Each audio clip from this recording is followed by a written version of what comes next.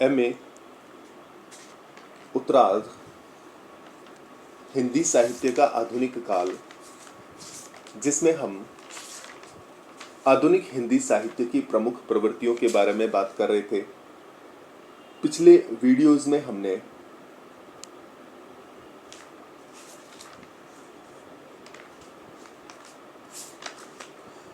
स्वच्छंदता काल या यौवन काल के बारे में बात की थी।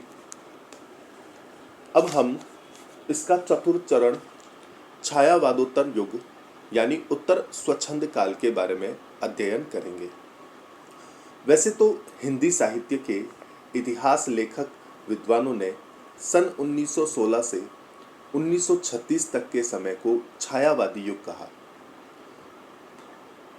किंतु सन 30 के पश्चात कवियों की एक नई पीढ़ी का आविर्भाव होने लगता है, जिसे डॉक्टर नगेंद्र ने छायावाद का उत्तरार्ध कहा है।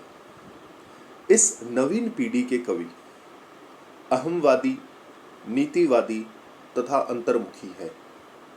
इस धारा का आरंभ श्री भगवती चरण वर्मा से माना जा सकता है और इस धारा के पोषक हैं बच्चन, अजय और अंचल। बच्चन की कविताओं का नाम ही अलग पड़ गया, हालावाद। इस वर्ग के कवि अपने चारों ओर एक गहन अंधकार देखते हैं, जिसे फाड़ने के लिए छटपटा उठते हैं। नरेंद्र और अंचल में अपेक्षाकृत सामाजिक चेतना का तीव्रानुभूति अधिक है। इस प्रकार की मनोवृत्ति उस समय के कथा साहित्य में भी दृष्टिगोचर होती है। प्रेमचंद, प्रसाद तथा उनके समीपवर्ती कलाकारों ने यथार्थवाद के द्वारा सामाजिक कुरूपता का दिग्दर्शन कराया, किंतु नवीन पीढ़ी का कलाकार मनोविश्लेषण शास्त्र से प्रभावित होकर मनुष्य के अवचेतन मन का ही चित्रण करने लगा, मानो उसके भी चारों ओर गहन अंधकार है जो अंतर्मन की गहराइयों और गुफाओं में त्राण पाने लगा हो। वह जग की कुरूपता से इस प्रकार प्रभावित हो जाता है कि उसका कोई प्रतिकार ही उसे दिखाई नहीं पड़ता। इस प्रकार हिंदी का एक वर्ग फ्रायड और एडलर की यौन संबंधी स्थापनाओं को साहित्य की चौखट में फिट करने लगा। यौन संबंधी व्याख्याओं का भी परिणाम यूरोपीय साहित्य में हुआ। वही भारत में भी इलाचंद्र जोशी के उपन्यास पर्दे की रानी और प्रेत की छाया इस कोटि की रचनाएं है। अजय का शेखर एक जीवनी भी इस श्रेणी का उपन्यास है। हम देख चुके हैं कि 1935 से 40 तक के काल में छायावादी कविता में रासोन्मुख प्रवृत्तियां आने लग गई थी। नई पीढ़ी का व्यक्तिवादी कवि व्यापक लोक मंगल की भावना, आशा और उल्लास को छोड़कर आत्मनिष्ठ और निराशावादी होने लगा था। इसी समय हिंदी के एक नवीन प्रवृत्ति की प्रतिष्ठा हुई, जिसे प्रगतिवाद कहा गया। प्रगतिवादी मार्क्स के दर्शन का साहित्य में व्यवहारिक पक्ष है। मार्क्स ने वर्ग संघर्षों का मूल कारण आर्थिक विषमता बताई है। अतः प्रगतिवादी साहित्य में दलित और पीड़ित वर्ग के प्रति सहानुभूति प्रदर्शित की गई और उसकी दीनहीन दशा का यथार्थ चित्रण है। कहीं कहीं यथार्थ के नाम पर नग्नता और अश्लीलता भी आ गई है। इस कविता का विचारगत प्रवृत्तियां हैं: सामंतशाही का विरोध, सभी प्रकार के शोषण का अंत, अंतरराष्ट्रीय की भावना, सामयिक समस्याओं के प्रति सजगता और जीवन का यथार्थ चित्रण, नारी स्वतंत्रता तथा मानवतावाद। इस काव्य की शैलीगत विशेषताएं हैं सरलता, व्यंग्यात्मकता, मुक्तक, छंद, गीति शैली, अलंकारों के आडंबर का बहिष्कार।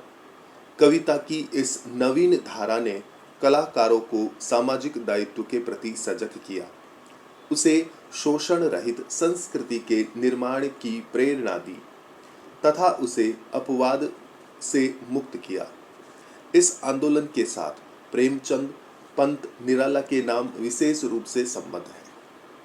नई पीढ़ी के अनेक लेखक नरेंद्र, अंचल, सुमन, दिनकर, गिरजा कुमार माथुर इसी के अंतर्गत आते हैं। काव्य की इस धारा का कथा साहित्य पर भी प्रभाव पड़ा। यशपाल, राघेय राघव, राहुल भगवत शरण उपाध्याय तथा चंद्रकिरण सोनरिक्शा की रचनाएं प्रगतिवाद से प्रभावित है। आलोचना क्षेत्र में रामविलास शर्मा, शिवदान सिंह चौहान तथा अमृत राय मार्क्सवादी पद्धति के समीक्षक हैं। आधुनिक हिंदी साहित्य के काव्य की नवीनतम धारा के संबंध में डॉक्टर शिवदान सिंह चौहान लिखते हैं कि उत्तर छायावाद युग की दूसरी धारा हिंदी की वह कविता है जिसमें व्यक्तिवाद की परिणति घोर अहंवादी, स्वार्थ प्रेरित, असामाजिक, उत्श्रृंखल और असंतुलित मनोवृत्ति के रूप में हुई। इस कविता का शायद अभी अंतिम रूप से नामकरण नहीं हो पाया।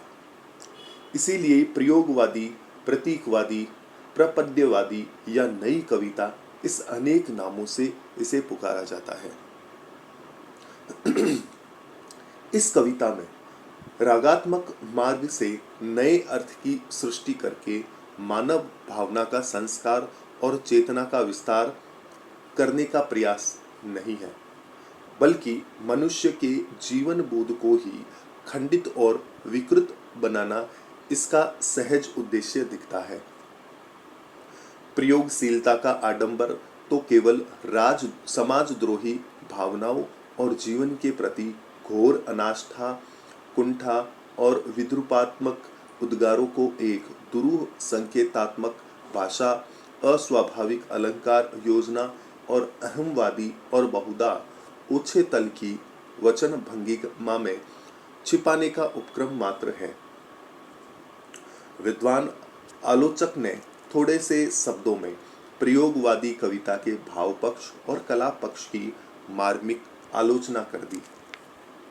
कहीं कहीं प्रयोगवादी कविता में भाषा के अच्छे प्रयोग मिलते हैं, किंतु उसका भीतर इतना खोखला है कि बाहर की सारी चमक दमक और पॉलिश व्यर्थ चली जाती है। प्रयोगवाद का आविर्भाव सन 1943 में तार सप्तक के प्रकाशन के साथ हुआ।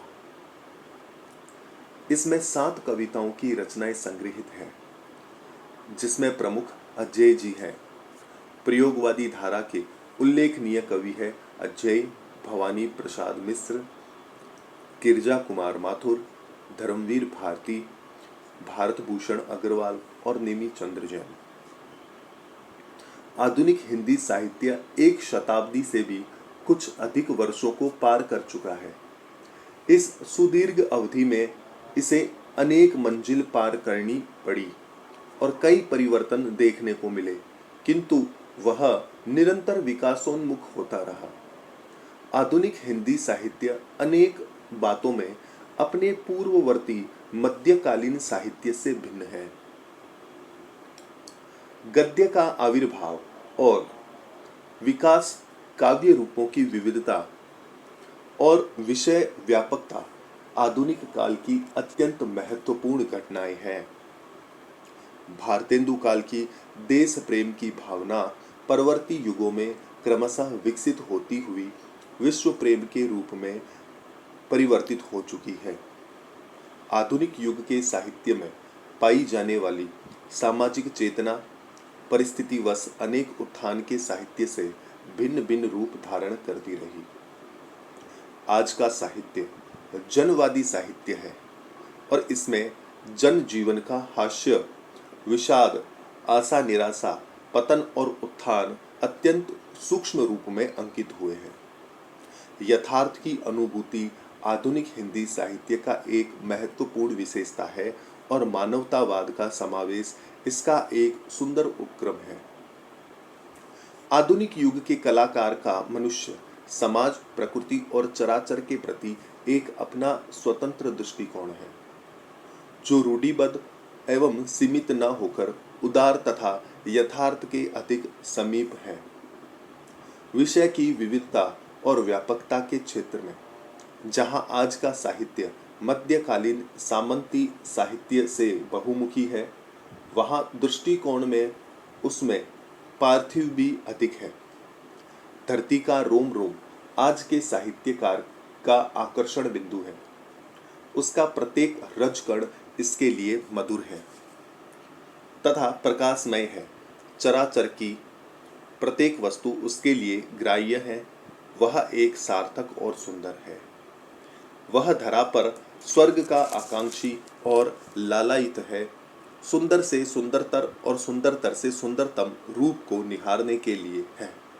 वह कलागत उच्चादर्शों तथा मंगलमय नूतन विधानों का इच्छुक है।